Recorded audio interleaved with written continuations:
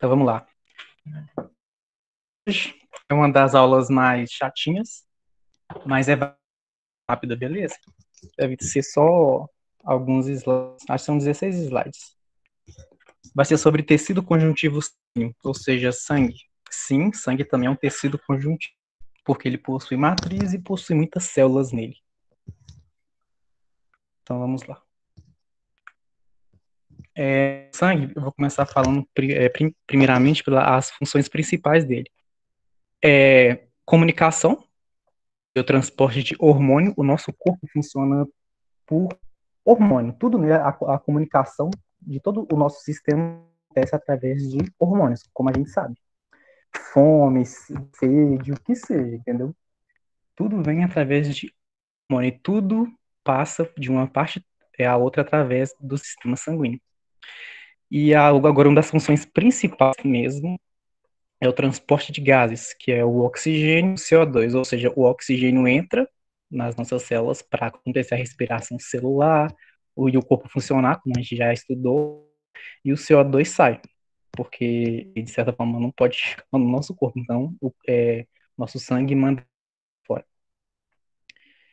E também no sangue é para ele que vão todas as excretas metabólicas, tudo assim, todo lixo vai para o sangue e depois esse sangue é todo filtrado na bexiga, nos néfrons, que vocês vão estudar isso em anatomia e fisiologia, e daí que vem muita gente acha até hoje que a urina é água que a gente bebeu e foi ali purificada, foi usada e jogado o resto fora, mas não. A urina, gente, é sangue filtrado. Aquilo é plasma, entendeu? É lixo. Tudo ali de ruim que é filtrado é descartado na urina. Que também é a defesa, porque nossas células de defesa estão todas relacionadas ao sangue, passam por eles, né? Principalmente substâncias humorais. A gente vai ver isso agora. São de calor. Ele é um termorregulador também. Ele distribui a temperatura igualmente por todo o nosso corpo. Isso é muito importante. O pH, o sangue não pode ser nem muito ácido, nem muito básico, né? Ele tem um pH próprio ali. Se eu não me engano, o pH do sangue é um pouco ácido, tá? Mas isso é normal. E aqui o equilíbrio osmótico dos tecidos, né? As trocas ali que nutrem os tecidos e as células, é através do sangue. Constituição. Ele tem uma parte que é líquida, que é o plasma, e tem uma parte dele que é sólida, que são os componentes celulares, que são formados pelos leucócitos e os eritrócitos. Mas nele também tem linfócitos, tá? Leucócitos, gente, são células de defesa que possuem grânulos, né? Ali que constitui o sistema de defesa imune humoral, que é aquela imunidade inata, que a gente já nasce com ela. E os linfócitos é aquela imunidade adaptativa, que a gente, por exemplo, toma uma vacina e o nosso corpo fica imune ali por 14 anos, imune a uma doença, um vírus, como, por exemplo, o tétano. 10 anos a gente toma vacina contra tétano, ou seja, se você se cortar ali com um prego enferrujado, não é por causa do ferrugem, tá? É por causa da bactéria mesmo, pode ter em qualquer lugar, no chão, pode ser furando em espinho, pode ser em qualquer lugar. Ele vai atacar o seu corpo e te matar. Só que como o seu corpo está vacinado, ou se o seu corpo tem uma memória desse vírus, sabe como que ele... A hora que sentir o cheirinho dele ali, já vai direto onde o vírus está e acaba com a raça dele de vez. Porque o seu corpo foi vacinado, ou seja, o seu corpo já conhece ele. É ali que isso já é sua memória. Mas eu vou falar bem sobre isso depois, tá? Então,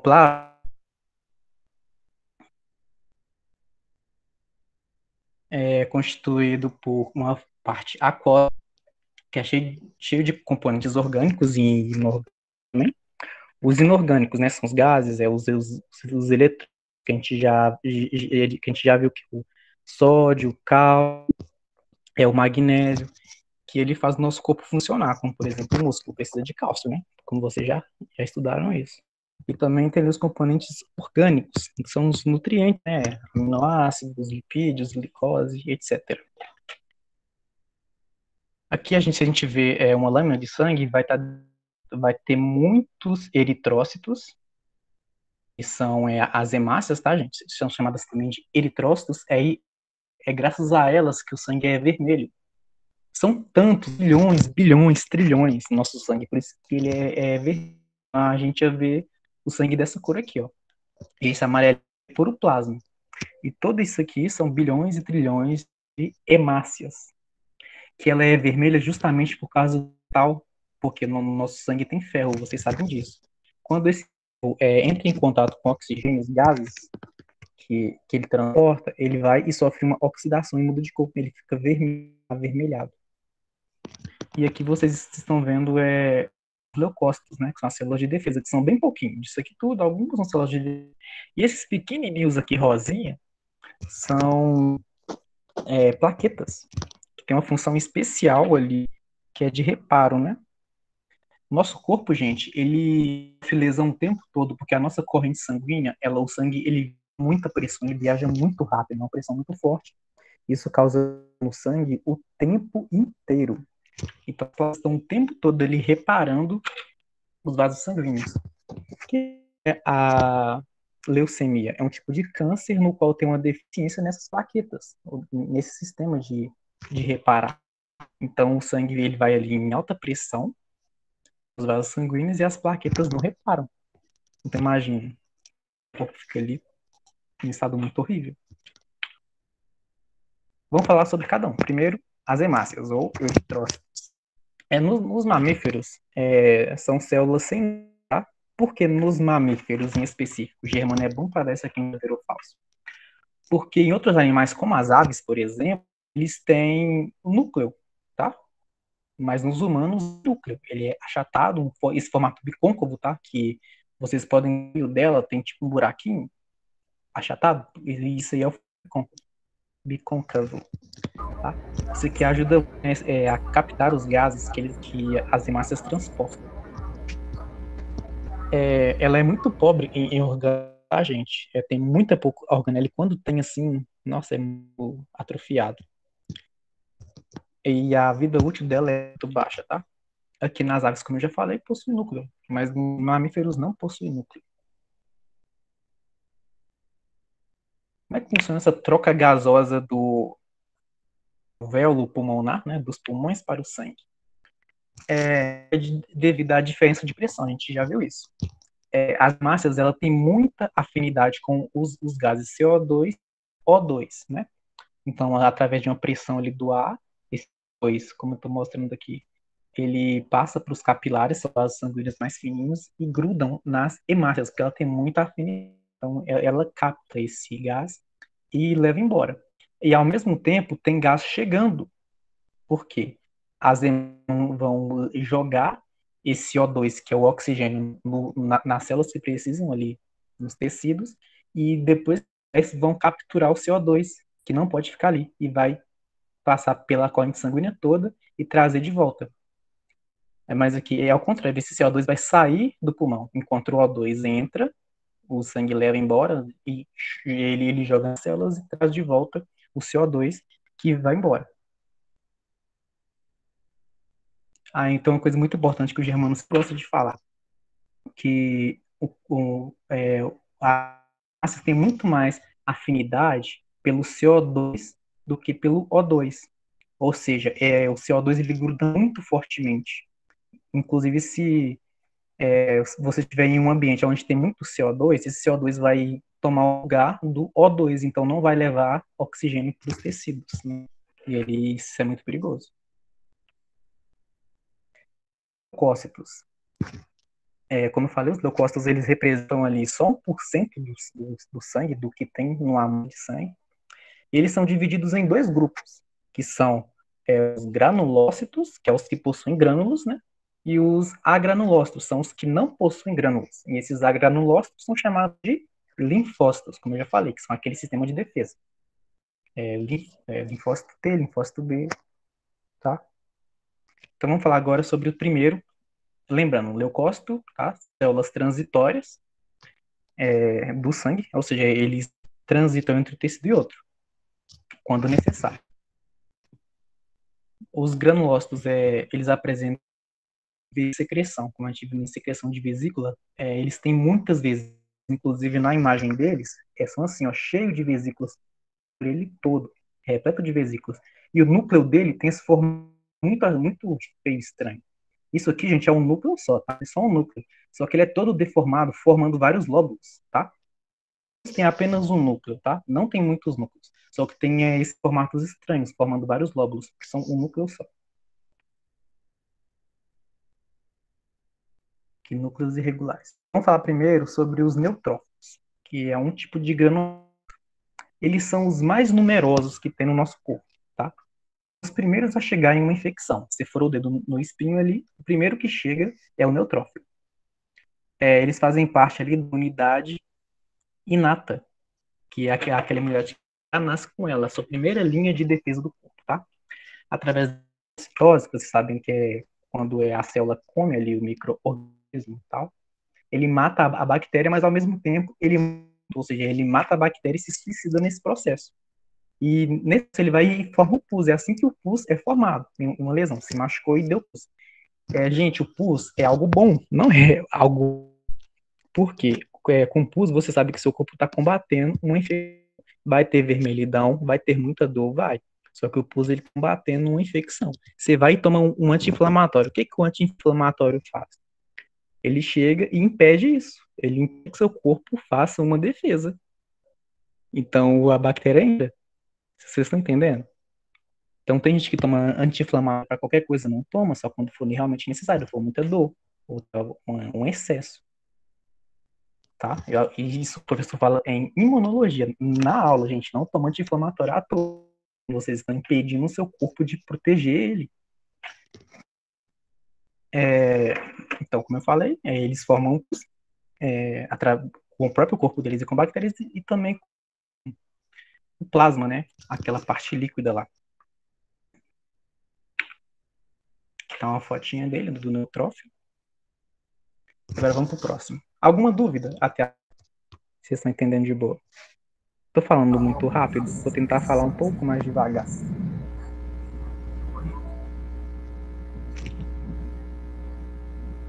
Daniel, pergunta? Até agora não. Beleza. O eosinófilo, ele é bilobulado. Eu vou falar lobulado porque ele tem vários lóbulos no núcleo, né? Ele é estranho, mas é um núcleo só. Como eu já falei, só tem vários lóbulos, várias partes. Ele é estranho.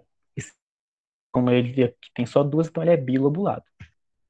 Ele tem função de secretar glânulos, tá? Isso aqui, tudo nele que tá formando essa tinha são grânulos, são vesículas. Ele ajuda, assim, ele tem muito, não tem comprovação assim exata de que ele age mesmo na reação alérgica contra eumintos, mas se sabe que quando uma pessoa tem eumintos e tem uma alergia, a quantidade deles aumenta e fica ali em volta, entendeu?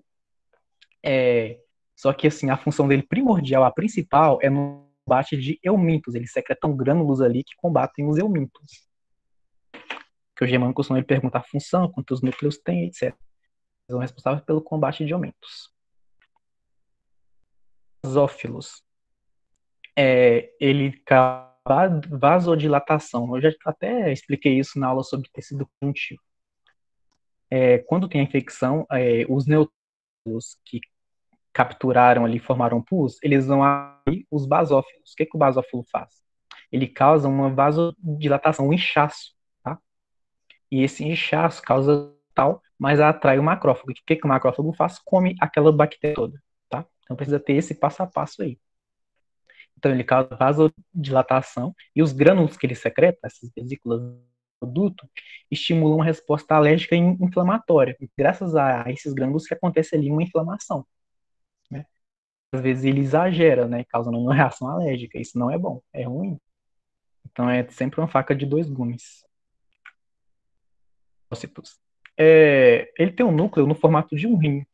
Não um núcleo globulado como os outros, tá? É um núcleo grande e tem um formato de um rim. É um monócito. O monócito, gente, na corrente sanguínea por pouco tempo e ele vai para o tecido conjuntivo. E lá ele vira um macrófago. O monócito em si, ele não tem uma função sim específica, mas ele se diferencia, ele se transforma em macrófago. O que é o macrófago? Ele está relacionado à fagocitose. Depois que teve aquela inflamação toda, aquele pus todo, o macrófago ele é atraído pelas secreções e ele sai comendo tudo, entendeu? Sai comendo bactéria, sai comendo monócito morto, sai comendo tudo. Ele é ali muito importante nessa defesa. Então, a função dele é simplesmente se diferenciar, se transformar em macrófago. Ele fica rodando na corrente sanguínea, quando vira macrófago, o macrófago é tecido conjuntivo. Ele é residente, tá? Ele não muda de tecido, ele é só conjuntivo. Agora vamos falar sobre os agranulócitos, que, como eu falei, são os linfócitos. Eles são responsáveis pela resposta imune adaptativa. Né? Quando você toma uma vacina, seu corpo fica ali imunizado. Ele gera uma resposta a longo prazo. Tá? Essa resposta dura 14 anos, como eu falei. Eles são responsáveis pela resposta adaptativa, ele possui memória imunológica e são mais eficientes. Eles são muito mais eficientes, na verdade. Enquanto ele tem uma demora no combate de infecção, tem ali um pulso, processo demorado para caramba. Os linfócitos são muito precisos, eles vêm e matam na hora, não tem esse processo não. Só que ele demora um pouco para ser ativado. Que ele é ativado. Lembra do macrófago que come ali esses vírus? Então, o macrófago, a hora que ele fagocita, come, ele digere, então leva tudo. Então, isso aqui é mais fácil de explicar. Tá aqui o macrófago, ele come ali um da bactéria, digere, então leva ela para o chefe, o grandão lá, chamado de linfócitos. Ele pega um pedaço do vírus, apresenta para o linfócito. Então, o linfócito vai lá combater diretamente. O linfócito, gente, é preciso por quê? Assim que ele recebe aqui do macrófago do vírus, que é chamado de antígeno, ele começa a se multiplicar, e se multiplica muito. Então, é muito mais eficiente. Então, ele vai direto à infecção e mata tudo. Entendeu? Como eu falei, um tétano, o macrófago não dá conta de combater o vírus ali do tétano. Então, vai lá chamar a célula T, que a gente já foi vacinada, então ela conhece o vírus, já vai lá direto e mata. É isso, é rápido, entendeu? E até esse processo se acontecer do macrófago ativar o linfócito T, demora até uma semana, tá? É muito tempo. Que é 4 dias, tal, 3 dias. Demora um tempinho. Só que acontece. O linfócito, ele tem ele de dois tipos, que é o linfócito T, CD8, tá aqui, e o CD4, tá? O linfócito tem ele do tipo CD8 e CD4. Qual a diferença entre CD8 e CD4? O CD8, ele combate o vírus que já está dentro da nossa célula. Então, o vírus entrou na nossa célula para se reproduzir. A gente viu isso na aula sobre vírus, a primeira aula. O linfócito CD8 vai e mata essa célula, mata vírus, mata tudo junto, tá? Ô célula, me desculpa, mas você está infectada, nós vamos ter que te matar também. Então é isso. E o CD8 mata os vírus que estão fora da célula, tá? Tá ainda lá no tecido conjuntivo, no citoplasma. Ele já acha lá e mata bem rápido. Essa é a diferença. Outro tipo de linfócito é o linfócito B, tá? Eu tô falando os tipos de linfócito, tá, gente? Os agranulócitos são os linfócitos. Eu acho que o Germano não vai cobrar tudo isso, mas é importante vocês entenderem como o seu corpo te defende, né? O linfócito B, ele produz os anticorpos que são mais famosos, né? A gente conhece mais os anticorpos, mas acaba que o linfócito T é mais eficiente que o anticorpo, ou célula B. Ele produz os anticorpos, que combate diretamente o antígeno. Então, os anticorpos saem vagando pelo nosso corpo todo, pela corrente sanguínea, encontrou qualquer traço de infecção de antígeno, gruda e mata. Muito eficiente também. Eu não coloquei aqui os natural killers, as células NK. A função deles é matar células cancerógenas, células cancerígenas, tá? Células que estão iniciando um câncer, um tumor. Essa natural killer mata essas células. Tá acabando já, tá? Agora os últimos slides. Plaquetas.